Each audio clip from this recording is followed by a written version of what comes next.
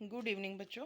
आज हम अपना सेकंड टॉपिक जो है CUET एग्ज़ाम्स का जो सेकंड टॉपिक है वो हम अपना प्रॉपर तरीके से रिवीजन करेंगे, जिस टॉपिक का नाम है राजा, किसान और नगर, आरंभिक राज्य और अर्थव्यवस्था। ठीक है, कि हड़प्पा सिविलाइजेशन के बाद में राजा कैसे उभर कर हमारे सामने आए, किसान जो थे, जो फार्मर्स थे, वो कैसे हमारे सामने आए, और नगर जो हमारे सामने टाउन्स वगैरह हैं वो किस तरीके से हमारे सामने निकले हैं। अगर हम बात करें तो हड़प्पा सभ्यता के बाद में भारतीय उपमहाद्वीप में बहुत सारे नए नए राज्य, नए नए नगर जो थे वो स्टैब्लिश हुए। ठीक है, हमारे यहाँ ऋग्वेद में तुम आपको भी पता है कि ऋग्वेद के अंदर सबसे ज़्यादा धर्म से रिलेटेड चीज़ें जो है वो की जाती हैं। तो हमारे यहाँ पर नहीं, ऋग्वेद में टोटल अगर देखा जाए तो हमारे पास 4 वेद हैं, जिसमें ऋग्वेद है, यजुर्वेद है, सामवेद है और अथर्ववेद है। ठीक है, ऋग्वेद के अंदर बहुत सारी चीज़ें जो है वो धर्म से रिलेटेड मेंशन की गई हैं। ठीक है, और अगर यहीं पर ही अगर मैं बात करूँ यजुर्वेद के बारे में, तो यजुर्वेद के अंदर मोक्ष शास्त्र से रिलेटेड बातें जो है वो की गई हैं। ठीक है, जो हमारा ऋग्वेद है, ऋग्वेद के अंदर धर्मशास्त्र से रिलेटेड, और जो यजुर्वेद है, यजुर्वेद में मोक्ष शास्त्र से रिलेटेड जो है वो बातचीत की गई है कि इंसान को किस तरीके से मोक्ष मिल सकता है या भगवान की प्राप्ति किस तरीके से वो कर सकता है। ठीक है, इन सभी का वर्णन हमारे यहाँ पर रजुवेद जो है उसमें किया गया है। उसके बाद अगर हम बात करें नेक्स्ट सामवेद के बारे में, तो जो सामवेद है उसमें गायन पद्धति का इस्तेमाल किया गया है। इट मीन्स टोटल अगर देखा जाए तो सामवेद में 1875 श्लोक हैं, और ये सारे श्लोक मतलब वैसे लिख कर बताए तो गए हैं, लिख कर ही, पर इसके अंदर सारी चीज़ें जो हैं वो गाकर बताई जाती है। ठीक है, मतलब एक लय देकर या एक मतलब गायन पद्धति के द्वारा इसमें सभी के सभी श्लोक्स का वर्णन जो है वो किया जाता है। ठीक है, अगर मैं बात करूं अथर्ववेदा के बारे में, तो अथर्ववेदा जो है वो आयुर्वेद से वर्णन करता है कि आयुर्वेद के बारे में या चिकित्सा के बारे में या इन सभी चीज़ों के बारे में हमें अथर्ववेद में बहुत अच्छे से इसका जो है वो एक्सप्लेनेशन जो है वो मिलता है। ठीक है, उसके बाद अगर हम बात करें कि हमारे यहाँ पर ये जो 16 महाजनपद हैं, ये 16 महाजनपद किस किस तरीके से काम करते थे, या 16 महाजनपद ये किस तरीके से हमारे यहाँ पर उभरे हैं। तो छठी शताब्दी ईसा पूर्व में सबसे पहले अगर देखा जाए तो लोहे की खोज की गई थी।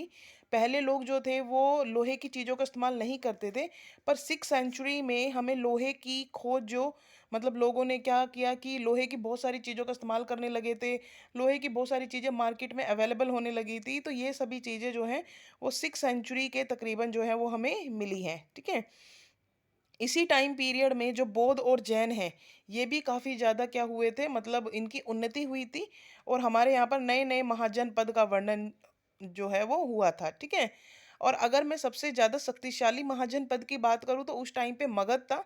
आज के टाइम पे जो मगध है उसका आज के टाइम पे जो नाम है वो है बिहार। और अगर मैं पाटलिपुत्रा की बात करूँ, ठीक है, तो अब वो इस टाइम पे जो है वो पटना है। ठीक है, इसमें आप लोगों को एक नाम और देखने के लिए मिलेगा, कलिंग।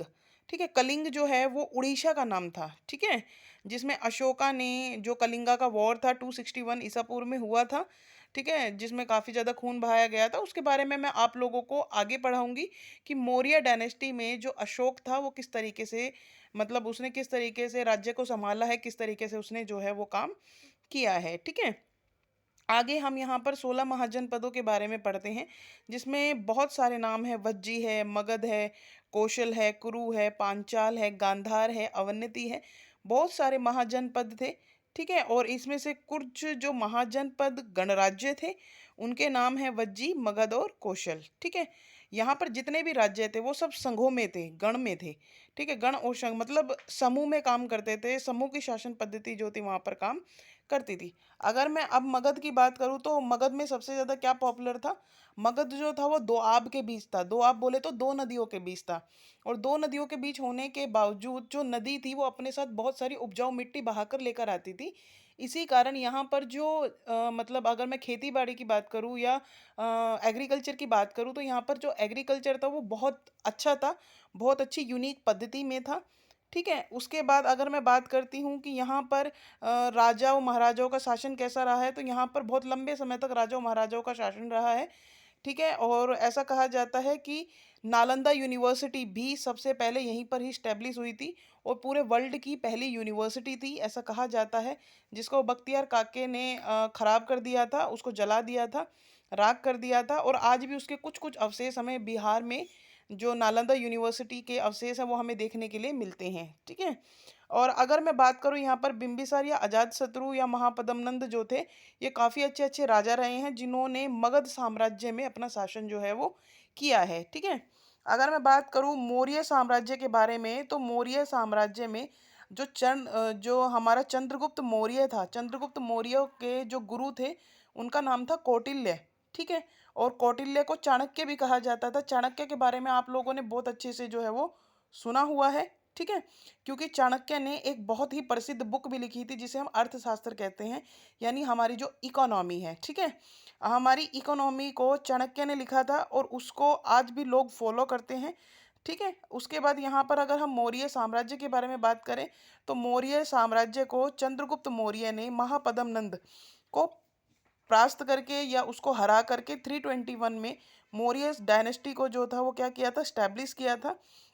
और अगर मैं इसके सबसे अच्छे राजा या शासक के बारे में बात करती हूँ, तो वो जो शासक था वो कौन था, अशोक था। ठीक है। अशोक जो था वो काफ़ी अच्छा शासक तो था, युद्ध नीति में भी काफ़ी अच्छा प्रवीण था, और उसको ये भी पता था कि साम्राज्य को किस तरीके से चलाना है। और सबसे बड़ी बात कि अशोक ने बुद्ध धर्म को सबसे ज़्यादा दुनिया में फैलाया था। उसने अपने बेटा और बेटी सिंघमित्रा और महेंद्र, ठीक है, दोनों को श्रीलंका आसपास के एरिया में देश विदेश भेजा, जिसने बौद्ध धर्म का चारों तरफ ही प्रचार किया था। पर ये जो हुआ था ये हमारा जो कलिंग का वॉर है उसके बाद हुआ था। ठीक है। अच्छा, यहाँ पर हम देखते हैं कि मेगास्थनीज ने एक इंडिका जो है वो एक बुक लिखी थी जिसके अंदर बहुत सारी जानकारी जो है हमें मिलती हैं कि यहाँ पर किस तरह की जानकारियाँ जो है वो दी गई थी। मौर्य साम्राज्य में हमें 5 राजनीतिक इकाइयाँ देखने के लिए मिलती हैं, जिनमें से तक्षशिला है, उज्जैन है, तौसाली है, स्वर्णगिरी जो है वो बहुत शामिल है। ठीक है। चंद्रगुप्त मौर्य ने अपने टाइम पीरियड के अंदर यानी 345 के अंदर जो था, ये जो चंद्रगुप्त मौर्य था उसका जन्म 345 के अराउंड एक मौर्य जाति में हुआ था, और उसके गुरु का नाम कौटिल्य था, जो कि मैंने आप लोगों को बहुत पहले भी अभी बताया है। ठीक है। उसके बाद है चंद्रगुप्त मौर्य ने अपने अंतिम समय में जो स्वर्ण बेल गोला है वहां पर चले गए थे और वहीं पर उन्होंने अपने प्राण जो थे वो त्याग दिए थे। अगर मैं चंद्रगुप्त मौर्य की शासन व्यवस्था के बारे में बात करूं, तो चंद्रगुप्त मौर्य की शासन व्यवस्था जो थी वो काफ़ी अच्छी थी, केंद्रीकृत थी, विस्तृत भी थी और केंद्रीकृत थी। मतलब उनका जो था एक एक छोटा सा एजेंडा था कि हमें अपना साम्राज्य जो है वो फैलाना है और एक जगह केंद्रीकृत करके भी रखना है, जिससे हमारी जो साम्राज्य है वो क्या होगा, काफ़ी ज़्यादा जो है वो बढ़ता है। ठीक है। केंद्रीय प्रशासन के बारे में बात करूंगी तो केंद्रीकृत प्रणाली के बारे में बात की गई थी। हाँ, यहाँ पर कार्यपालिका, न्यायपालिका और जो हमारी व्यवस्था पालिका है उसको व्यवस्थित कर दिया गया था। ठीक है। जिससे क्या हो कि हमारे साम्राज्य जो है, हमारा जो राज्य है वो तरीके से काम करे। कार्यपालिका कार्य करती थी, न्यायपालिका न्याय से रिलेटेड देखती थी, और जो जो हमारी जो व्यवस्था पालिका थी वो सभी ये देखती थी कि किस तरीके से हमारे यहाँ पर मतलब काम को रेगुलेट किया जा रहा है, ठीक तरीके से किया जा रहा है या नहीं किया जा रहा है, या लोग जो हैं वो ठीक तरीके से काम कर रहे हैं नहीं कर रहे हैं। वो सारी चीज़ें जो थी वो इसी के अंदर जो है वो मेंशन की गई थी। ठीक है। हमने देखा कि प्रांतीय शासन जो था, प्रांतीय शासन यानी प्रांतों का शासन। ठीक है। चंद्रगुप्त मौर्य ने क्या किया था, प्रांतों को 5 पार्ट्स में डिवाइड कर दिया था, 5 पार्ट्स में डिवाइड किया था। ठीक है। प्रांतीय जो शासन था उसके अंदर क्या था कि प्रांतपति राजकीय परिवार से नियुक्त करता था, जिन्हें कुमार या आर्यपुत्र कहा जाता था। आर्य के बारे में बेटा पूरी की पूरी एक मैं वीडियो बनाऊंगी, आप लोगों को बताऊंगी कि आर्य कौन थे। ठीक है।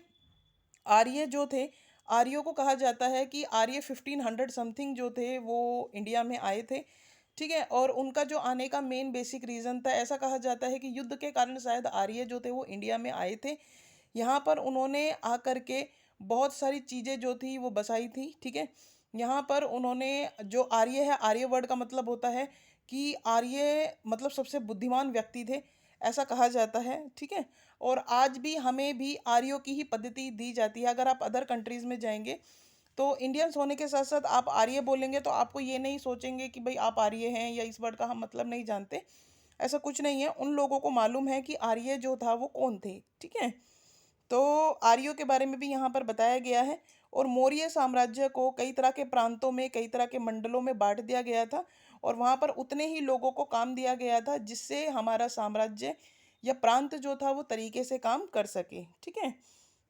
आगे अगर मैं बात करती हूँ तो स्थानीय प्रशासन के बारे में बात करती हूँ, ठीक है। स्थानीय प्रशासन जो है वो गांव और जिलों के बीच में जिलों का स्तर होता था, जिसके अंदर जो युक्त, रजुक, प्रादेशिक, समाहर्ता कई तरह के लोग होते थे जो ये देखते थे कि साम्राज्य में जो काम है या साम्राज्य में किस तरीके से कार्य को किया जा रहा है, ठीक तरीके से किया जा रहा है या नहीं किया जा रहा है, ठीक है। और जो हम नगर प्रशासन की अगर मैं बात करूं तो हमारे यहाँ पर नगर प्रशासन में 6 समितियों का इस्तेमाल किया गया है। पहली समिति जो थी वो कार्य शिल्प से रिलेटेड थी। पहली समिति सिर्फ ये देखती थी कि कार्य किस तरीके से किया जा रहा है, ठीक है। दूसरी समिति ये देखती थी कि विदेशियों के साथ जो संबंध है वो किस तरीके से किए जा रहे हैं। तीसरी समिति ये देखती थी कि जन्म मरण से संबंधित जो चीज़ें होती थी, ठीक है। चौथी समिति जो होती थी वो कार्य व्यापार से रिलेटेड होती थी। पांचवी समिति जो होती थी वो कार्य जो तैयार हो जाता था, कार्य तैयार वस्तु की देखभाल करती थी। तो यहीं से ही छोटे छोटे क्वेश्चन जो है वो बनते हैं, पूछ लेते हैं कई बार कि कार्य तैयार वस्तु की देखभाल कौन सी समिति करती थी, तो आंसर आएगा हमारा पांचवी समिति, ठीक है।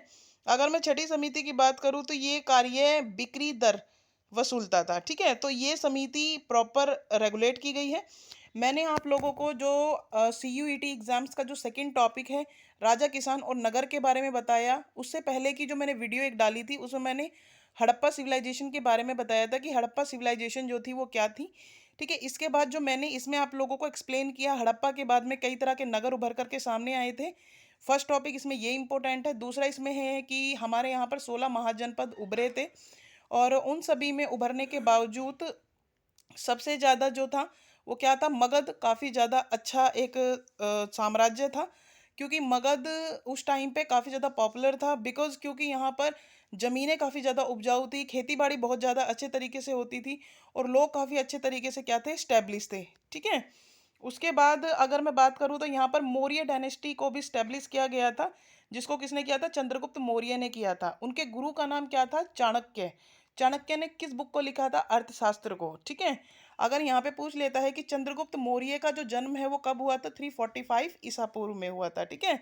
कौन सी जाति में हुआ था, तो मौर्य जाति में हुआ था। उनके गुरु का नाम क्या था, कौटिल्य नाम था, ठीक है। चंद्रगुप्त मौर्य ने अपने जो छोटे छोटे एरिया हैं उनको कितने पार्ट्स में, कितनी समितियों में बांटा था, तो 5 समितियों में बांटा था, ठीक है। और उसके बाद उन्होंने धीरे धीरे करके हमें मंडल और विभाजन के बारे में और ये बताया कि कार्यपालिका, न्यायपालिका या व्यवस्थापालिका किस तरीके से काम करती है। तो हमें नई नई चीज़ें जो हैं वो मौर्य डायनेस्टी में देखने के लिए मिली हैं कि मौर्य डायनेस्टी जो थी क्या थी। तो आज के टॉपिक में मैं आप लोगों को इतना ही बताना चाह रही हूँ। इसके बाद मैं इसी का एक और नेक्स्ट टॉपिक आएगा और इसके बाद इसके कुछ रिलेटेड क्वेश्चंस आएंगे, तो वो मैं आप लोगों को नेक्स्ट वीडियो में बताऊंगी। Thank you.